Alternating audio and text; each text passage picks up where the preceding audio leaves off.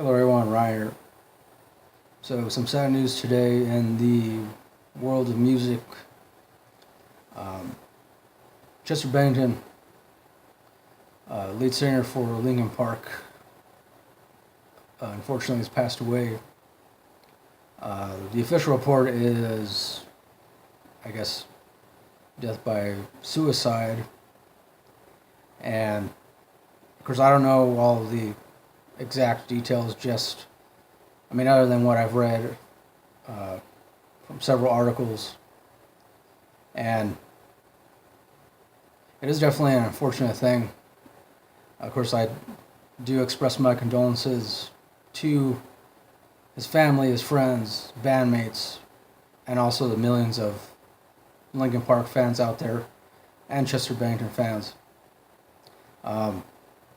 Though I will admit, I've never been a big fan of Linkin Park to begin with. I only really liked their first album, and even then, I only really liked maybe about 4 or 5 songs off of their first album.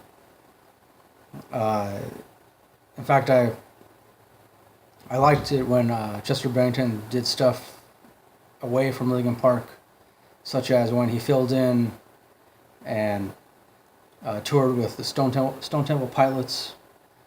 To me, that's when I really started to pay attention to him as a singer, because when he was singing for Stone Temple Pilots, for me it was like he was able to really stretch his vocal range in a way that I really didn't think he was able to do before. I'd always assumed that he only had a very limited vocal range. But yeah, he definitely proved me wrong when he was with Stone Temple Pilots. And yeah, like I said, that's when I really actually started to care a lot more about, what he can do as a singer and a songwriter and just overall creative person. Of course, his death does, to me, seems to parallel that of the recent passing of another awesome singer, Chris Cornell. Chris Cornell, of course, was the frontman for a very awesome band, Soundgarden, also Audio Slave. Chris Cornell also, unfortunately, committed suicide. In fact, today happens to be Chris Cornell's birthday. I guess depending on when you're watching this. But yeah, the day that I'm recording this is also Chris Cornell's birthday. I wasn't aware of that. I found that kind of surprising, but yeah. Again, it is a very sad thing. But another thing I wanted to talk about too was that I kind of feel like most people tend to forget that musicians are people or human. And by that, of course, I do mean that first off, when you're starting off, let's say you're starting off. I can only speak from my own personal experience as a musician. I've been playing guitar for the past 16 years or so, and I played with various bands over the past 10 or 11 years, off and on.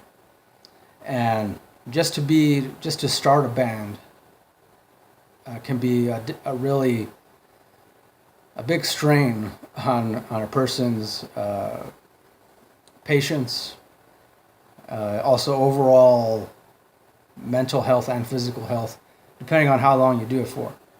Of course, I'm not saying that it's not fun. It is fun. It is really awesome to just, be able to rock out every night in front of a bunch of people, whether it's, thousands of people or just no more than 12 or 20 people.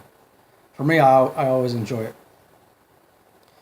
But nonetheless, that doesn't mean that there isn't, a downside to it, because there is a lot of stuff that you do have to deal with. Unfortunately, a lot of, BS and to me, a lot of like really minor stuff that, just ultimately gets in the way of creating and playing music. So I can only imagine that, when you get to the point and you achieve a certain amount of certain amount of success, a certain amount of fame, then you end up having to be responsible for a whole lot of other stuff that you never really wanted to be responsible for to begin with. And that creates an enormous amount of pressure. An enormous amount. I mean, again, I can only imagine, but I've only experienced a certain amount of pressure by remaining a local musician. So yeah, I can only imagine, what guys like Chris Cornell, Chester Bennington, the kind of pressure that they experienced, especially with the amount of success and fame that they achieved. It had to have been a lot. It must have been a lot. And because of that, yeah, obviously when you go and see your favorite bands in concert, you see them on stage, during that moment, yeah, they can seem very invincible, but truthfully, that is just part of the show. That is an act. It doesn't really matter. I mean, for all you know, each and every band member could be pissed off at each other, but they don't look like they are. They look like they're just having a really good time with each other up there on stage. And I'm sure they do.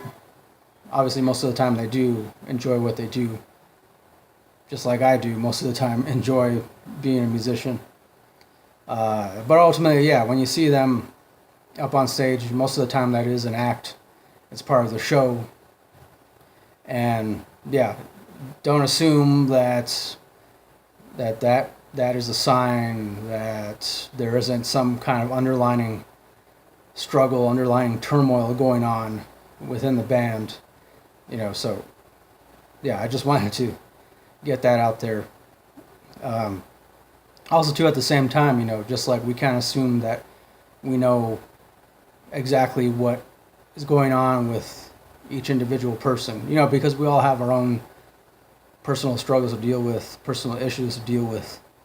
And at the end of the day, if we don't deal with them in some kind of constructive, productive, or positive way, then unfortunately, yeah, they do tend to ultimately, I guess, manifest. I guess they tend to work themselves out in very unproductive and unhealthy ways, such as addiction, a lot of other things. I mean, I don't know. I can't really say, because granted, I have had my own bouts of depression, but I feel very lucky that I was able to get the right kind of help that I needed at just the right moment. And because of that, I was able to learn how to cope at an early age. And I definitely feel very grateful for that. I mean, if you feel like, you need help, whether you're just struggling with some kind of addiction or depression or anxiety, or even if you just feel very overwhelmed and like, there's too much pressure that you're having to put up with, I definitely want to say that you should definitely reach out to a family member if you can, a friend, reach out to. There's resources available, different organizations, different helplines, because definitely, you don't want to let things fester too long. You don't want to put off having to deal with something. You don't feel like, like you're being stupid, or don't feel like, you don't feel like, because you reach out for help in dealing with different emotional problems, don't feel like that automatically makes you crazy, or that automatically makes you, less of a person, because it doesn't. If anything, it definitely makes you very human, very, very human, because as human beings, we all have stuff that we have to deal with eventually. So, yeah, I mean, that's all I really want to say for this video. I mean, maybe later on I'll do another one which I get a little more in-depth as far as dealing with things like depression, addiction. I mean, just from my own personal perspective, viewpoint. But yeah, and another thing too, if you feel like you can't really reach out to anybody close to you, if you just want to drop me an email, or contact me on Twitter or Instagram, something like that, just to say like, hi, I just want to talk for a little bit, or just want to exchange emails back and forth for a little bit, just because I feel like, nobody's really listening to me, or I don't know, something like that. I mean, granted, I'm not an expert, but yeah, just feel free to email me, feel free to contact me, and we can just chat. So, yeah, thanks for watching. Rest in peace, Chester Bennington.